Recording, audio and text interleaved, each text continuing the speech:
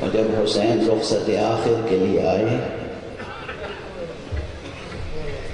تو جہاں ساری انہوں نے وصیتیں فرمائی، وہاں خصوصیت سے جناب زینب سے کہا بہن مجھے نماز شب میں یاد رکھنا۔ کسی اور کی گواہی نہیں ہے، چوتھے امام سجاد کی گواہی ہے۔ کیا گواہی ہے؟ زندان شام میں۔ عجب نہیں کہ یہی تاریخ ہو جب جناب سید سجاد نے پھوپھی کو خطاب کر کے ایک مرتبہ پوچھا ہے، پھوپھی اماں کربلا سے آج تک آپ کو کبھی بیٹھ کے نماز پڑھتے ہوئے نہیں، اجرکم علی اللہ۔ سن رہے ہو؟ معصومہ کربلا سے کیا کہہ رہے ہیں؟ میں جناب بی بی زینب کو معصومہ کربلا کہتا ہوں، بی بی زینب کو میں کہتا ہوں معصومہ کربلا۔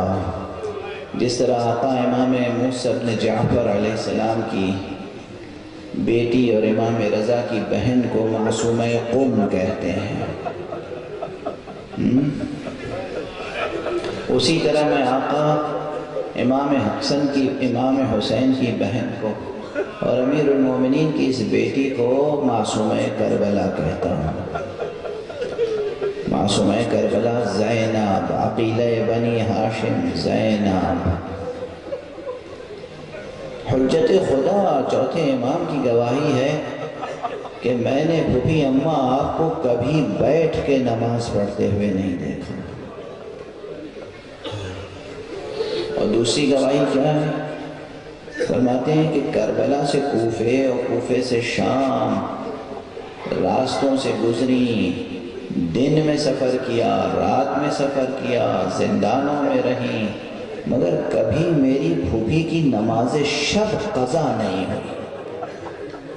میں کہتا ہوں نماز شب قضا کیسے ہو سکتی تھی؟ اس لیے کہ بی بی زینب کے لیے تو نماز شب حسین کی یاد ہو کے رہ گئی تھی،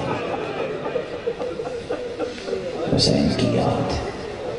بہرحال جب جناب سید سجاد نے پوچھا ہے پھوپھی اماں آپ بیٹھ کر نماز کیوں پڑھ رہی ہیں آج، تو آپ نے فرمایا بیٹا جب سے ہم اسیر ہوئے ہیں آب و دانہ اتنی قلیل مقدار میں آتا ہے کہ قافلے میں جو بچے ہیں ان کے لیے کافی نہیں ہوتا، میں اپنے حصے کا پانی بچوں کو پلا دیتی ہوں، اپنے حصے کی غذا بچوں کو کھلا دیتی ہوں، اس لیے اب میرے جسم میں اتنی طاقت نہیں رہ گئی ہے کہ کھڑے ہو کر نماز پڑھ سکوں۔ یہ روز عاشورہ جب آقا حسین شہید ہو چکے، آقا کا وفادار راہوار، اس نے اپنی پیشانی خون میں رنگین کی اور اس کے بعد در خیمہ پہ آیا اور بیویوں نے ٹاپ کی آواز سنی اور باہر آئیں، اس گھوڑے کو اپنے حلقے میں لیا، ماتم کرنا شروع کیا۔ کچھ دیر کے بعد کہتے ہیں بی بی زینب نے محسوس کیا کہ حلقہ ماتم میں بچی موجود نہیں ہے،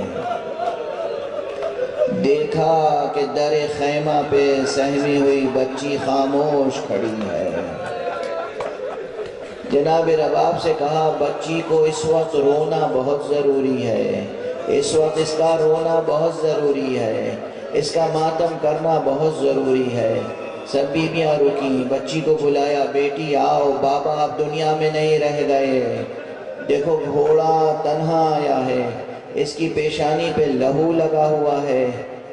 بچی ننھے ننھے قدموں سے آگے بڑھی، یہ وہی بچی ہے جو کچھ دیر پہلے اسی گھوڑے کی ٹاپوں سے لپٹی ہوئی تھی۔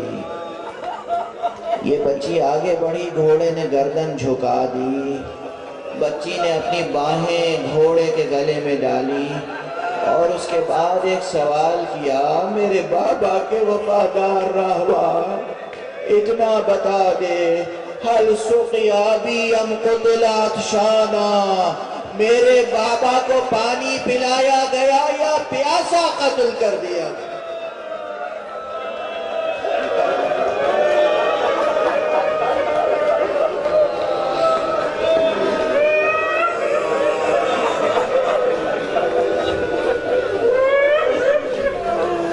انا للہ